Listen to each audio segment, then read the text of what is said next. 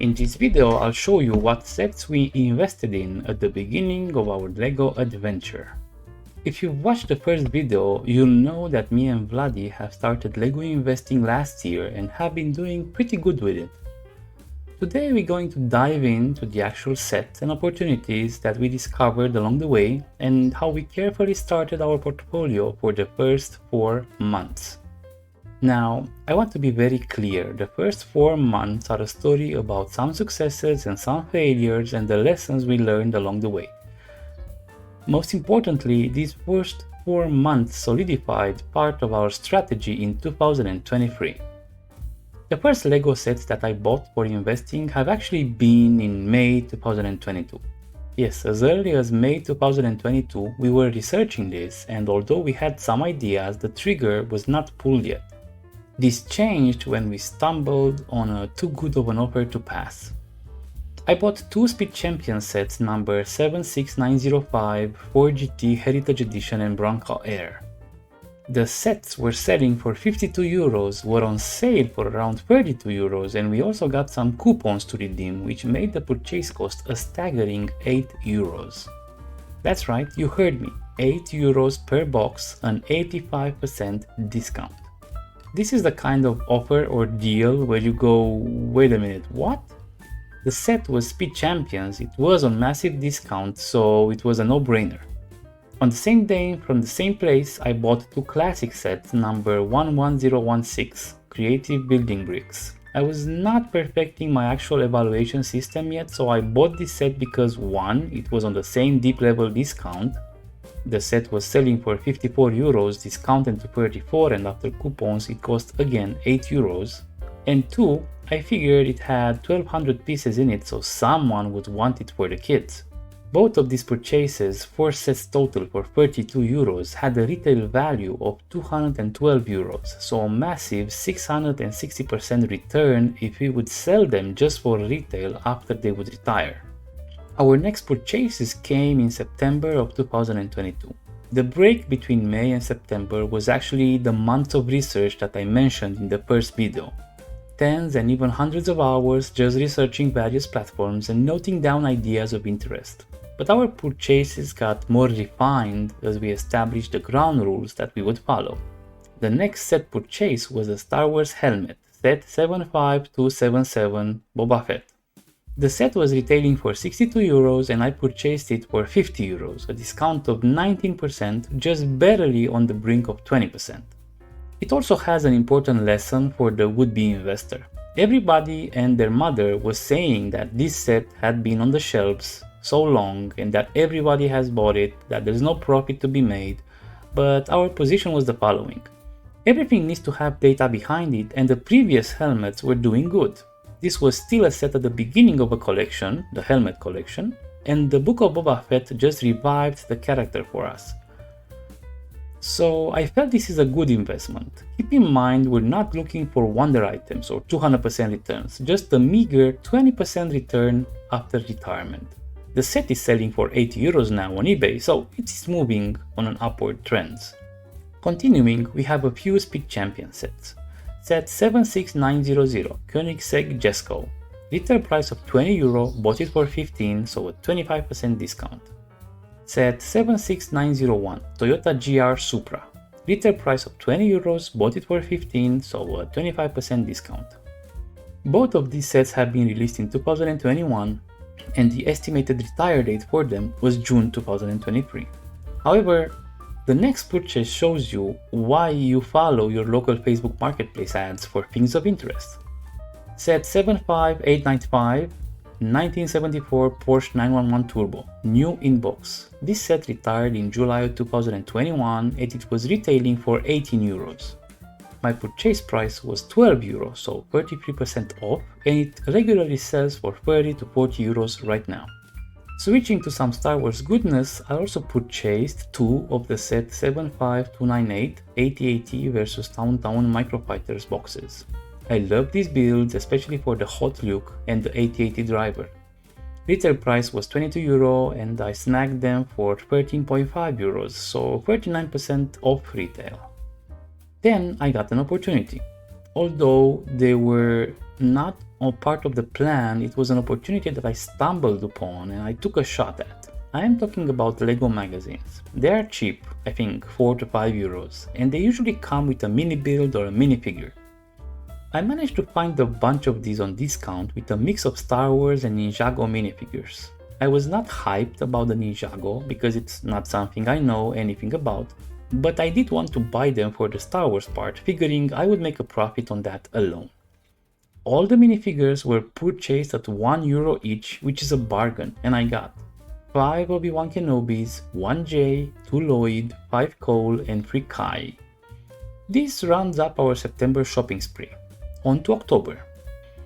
I decided I would go heavy on Speed Champions, so I kept the shopping list simple this month. This was also because these sets were getting a price hike, so I figured I would buy them at a discount before they were getting expensive. 2 Set 76906 1970s Ferrari 512M. Retail price was €26, I got them for 14.6, so 33% off. 5 Set 76908 Lamborghini Countach. Retail price was €26, got them for 14.6 again, so 33% off.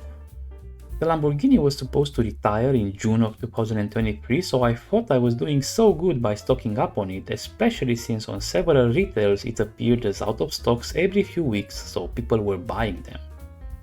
Rounding up the shopping list was 1 Set 76911 Aston Martin DB5 with a retail of €26 and a purchase price of 15, so 42% off, and 1 Set 76912 Dodge Charger with a retail of €26 and a purchase price of 15, so again 42% off.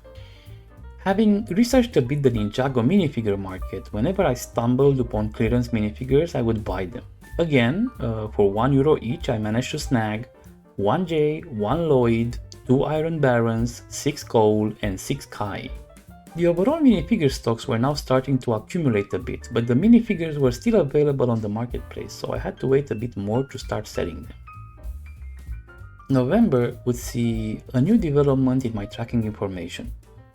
I managed to find the excellent Reddit LEGO League sub, where every month they would post updates to the LEGO set retire dates. This would prove very important in the future, but it also gave me my first taste of how LEGO, the company, can influence your return of investment. 2 Speed Champion sets would have their retire dates moved.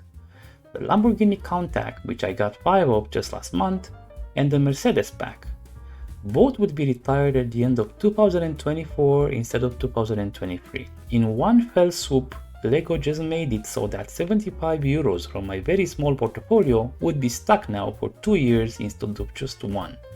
While the investment value of these sets is unchanged, the yearly return will drop to half as the money will be stuck in these assets way longer than anticipated. Well, it is what it is. Coming back to the fun part, the purchasing of sets. With Speed Champion stocked up, I now decided to focus a bit more on Star Wars sets. I purchased set 75302, the Imperial Shuttle, for €54, down from its €84 retail price. This was a discount of 35%. My decision to buy the Imperial Shuttle was based on the fact that the previous Imperial Shuttle was released in 2015, so I estimated that the next one in line would be around 2026 or so anyone wanting a cheaper Imperial Shuttle would look to the 2021 model. Set 75305, the Scout Trooper helmet. This was retailing for €52 and I got it for €32, a discount of 46%. The Scout Trooper was in the same category that YouTubers were adamant that it would not appreciate because it was not iconic enough, although I really liked the look of it. I got 2 more set 75298 AT-AT vs Town Microfighters. Retail was €22 and I purchased them for 16 for a 27% discount. A bit more expensive than last time, but still over the 20% discount that we're aiming. Lastly, I bought 4 Millennium Falcon micro builds for €4 each. No discount on these, so one of my rules was broken, but I figured they will quickly disappear from the market and then I could easily sell for a bit more. And on to December. A few words before we actually delve into the last month of 2022. As I experimented with stocking up on assets, I soon learned that there are some good periods where you can snatch deals. One of these periods is December, as you might have guessed it. This is why I spent quite a bit over the budget in this month to get some killer deals. First up, I used my last chance to get a good set, namely the 501st Legion Clone Troopers, set number 75280. This was a 50-50 gamble, at least in my opinion. Lots of YouTubers were praising it because it contained clones and most of the clone packs have appreciated, while some were again dismissing it on the fact that it was produced since 2020, so everybody has it. The set retailed for €32 and I bought 2 for 21.6, a 32% discount, and 2 for €18, a 44% discount. I would soon regret on not buying more, trust me on that. I also bought a Snowtrooper pack set 75320. Retailing for €22, I bought one for €11, a 50% discount. Back to Speed Champions, I scored two very good deals, two of set 76903 Chevrolet Corvette for €28 each. As the set retails for €42, that's a 33% discount. Also, 4 Koenigsegg Jesko set 76900, the set retail for €20 and I got them at €8.6 each, a staggering 57% discount. Lastly, I did assume one gamble. I originally didn't want to, but I have to thank my wife for encouraging me on this purchase. Set 76191, the Infinity Gauntlet from the Marvel team. This set was retailing for €94 and I got one for the amazing €38.4 price, making it a 59% discount. While I am not an expert on Marvel and normally I would not buy any 20% discounted Marvel sets, this was a 60% off opportunity on something very iconic, so I did jump on the occasion. December was also the first time I started to sell from my portfolio. The only things that were retired and in my portfolio before January of 2023 were the minifigures. I started to advertise these and I managed to sell a few before the end of the year. All of the following were sold on €3 each. 2 Jays, 2 Lloyds, 2 Iron Barons, 2 Coles and 1 Kai. While the individual profit was small, percentage-wise these were the perfect sales. It also proved that there was a market and people were interested in discontinued minifigures and it had a way better return on investment than I anticipated. Okay, we are finally at the end of our September to December journey and I saved the best for last.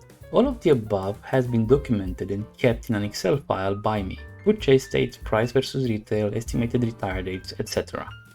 Here is some raw data to exemplify how I am tracking and saving historical information for future benefits. First, purchase by month. This shows the amount dedicated to investments for each month of where I added assets to our portfolio. As you can see, it has always been over €100, bad investor, and even surpassed double that in December.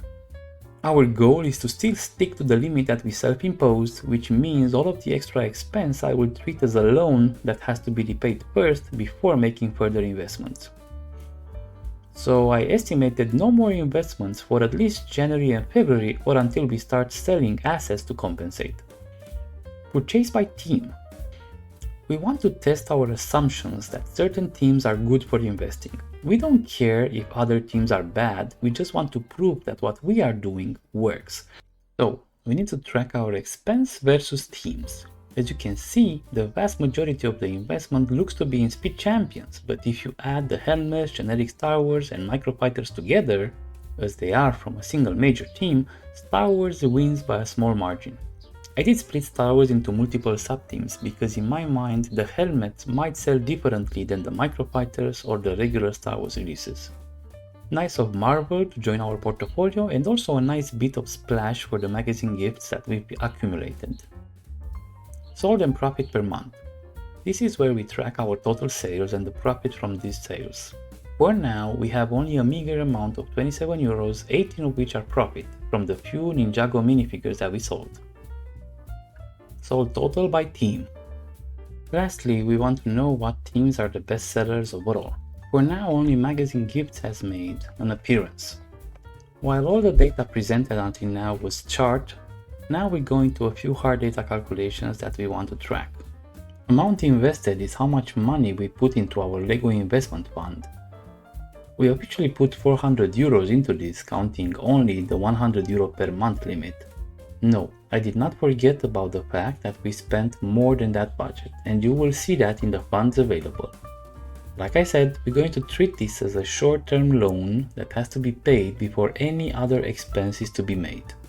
Our portfolio value comes from the retail value of the assets that we have stocked up. Normally, the value of sale should be 10-20% higher, as that's our target price, but I like to have this number as conservative as possible because, remember, our fallback plan is to sell retired sets at retail prices to dump them fast in case we need to liquidate our position. So yes, the portfolio value should be probably 1500-1600 euros, but we're fine using the lower estimate. And that estimate gives us the growth of our LEGO investment fund, which is calculated in how much more value have we accumulated in the portfolio compared to what we invested and what our cash reserves are. So we add the portfolio value with the funds available, which actually drives it lower due to debt. We subtract the amount invested, and from what is left, around 700 euros, we calculate that we grew by 178%. Of course, all these numbers mean nothing if we can't test our investing model, which will come in January as sets retire and we will start to actually list them on the market. Sold total shows the value of our sold sets. Net profit is the difference between sold total and the purchase price of those sets, minus shipping expenses, if any. And this leads us to another important metric, profit margin. Profit margin is calculated by taking the net profit and measuring it against the sale price. As we are going to sell more and more, we're not always interested in the sale amount or net profit numbers, but more on how does the profit margin look percentage-wise. Again, don't forget our aim is to beat the average bank return on deposits, which we can say it's a very generous 10%. It's not, by the way, it's more like 5 to 8%. And as long as our profit margin beats that, we're on the right track.